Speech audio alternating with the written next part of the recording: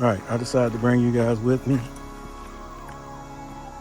just in case something happens to me, something gets me or whatever, and I'm never seen again except for my camera phone. You guys might be able to solve the crime. If they find the phone, they probably know it's on the deep road trip.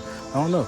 Somebody gets my phone, the perpetrators get my phone, or somebody just finds it, it's tracked down.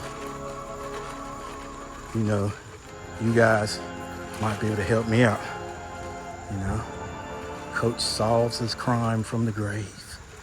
Throw it short and see if you get anything, Coach. Just throw it right here. Throw it right there. See if there's anything up close. See if you get any bites right there.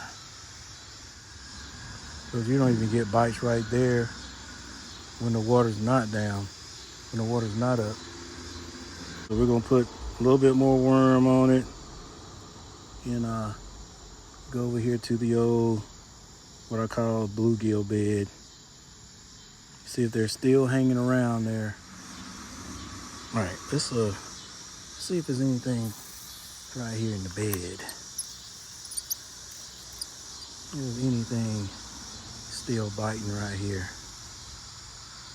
Or you just gonna get hung up, Coach.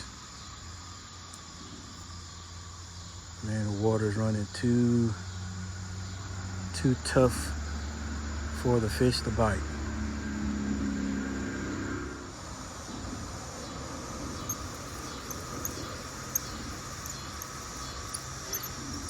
All right, nothing right there, because usually if there's something biting, it's gonna bite right there early.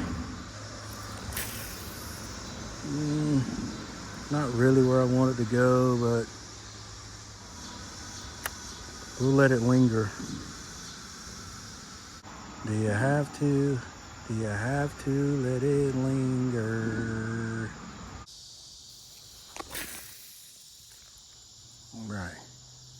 You hit this one this time. If it's something biting, you're gonna get hooked up, buddy. You got me wrapped around your finger. You have to, you have to, you have to let it linger. You have to. Is that a bite? I mean, it feels like it though. That's gotta be a bite. Guys, I'm gonna tell you a story that's kind of sad to me anyway, on my last trip out here. And I thank you for the few people that watched that video. But had a decent day, and my battery died. All right, battery died, and I had already said, bro, this is the last cast. This is the last cast. I'd already said that about 4 or 5 times, but you know me. I want to say that's the last cast, but you just got to throw it back out there again. So after the battery died, I threw it back out there like 2 more times. And I threw it right over there to right behind it, and got a smooth tug, set the hook, and it didn't just skim over the water. A fight ensued. That's right, guys. I had a bass on there. Let me focus here. We got something going on. Might be just a little catfish messing around. I don't know if I got anything. Feels like the line is a little heavy. We got something. Fighting on the top like a little gill. Yeah, that's what it is. It's a gilly. Gilly. Nice little non-colored gilly. Yeah, how do you guys see better this way or this way? Like this? I don't know. Like this? Probably like this. All right, guys, we're gonna go ahead and get it off of there.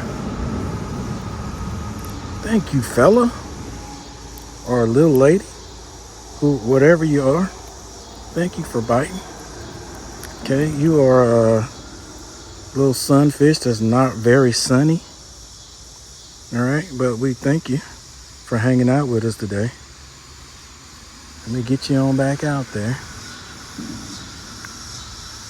Have a nice one. Yeah, get it on back out there. You know, we got people that say you keep the fish out too long, they'll get brain damage. And it's a possibility. You're going without oxygen, right? Go without oxygen for a certain amount of time, you could actually lose some brain cells. Right. Anyway, back to the story. Bro, I caught a bass and brought it all the way in. Like, you guys didn't even get to see the fight or anything. I brought it in and it swallowed the hook. I decided that I'm just gonna leave the hook in the fish. So I cut it, but evidently I swear I didn't leave that fish out of the water more than a minute, maybe a minute and a half. When I put it back in there, it really didn't move. Okay, it tried. You know how fish do. Thought maybe once I think what really happened was, in my efforts to try to free the hook, I may have did something to its insides, which is always bad. But I cut it, left it in there, threw the fish back in there. It wasn't the best release, and it tried to fight. And in fact, it did swim for a little bit, but then after about 15 minutes, I went back over and saw that it was at the side. It was at the bank, so I couldn't leave the fish in there. It was a nice sized bass, guys. I mean, was it a pound? Could have been right at a pound, all right? Or maybe a little less, but it was a decent sized bass. What I decided to do was fish it out, because as you can see, these banks are really steep, and when the water's not in there, they're even steeper, right? So I fished it out, and I was gonna take it home. Now, I have never taken a fish home for my wife to clean and cook. You know, I've seen it done back in the day, but I think I would end up messing up, hunted fish if I tried it. Okay, but my wife said she could have done it, so I wasn't gonna leave the fish here.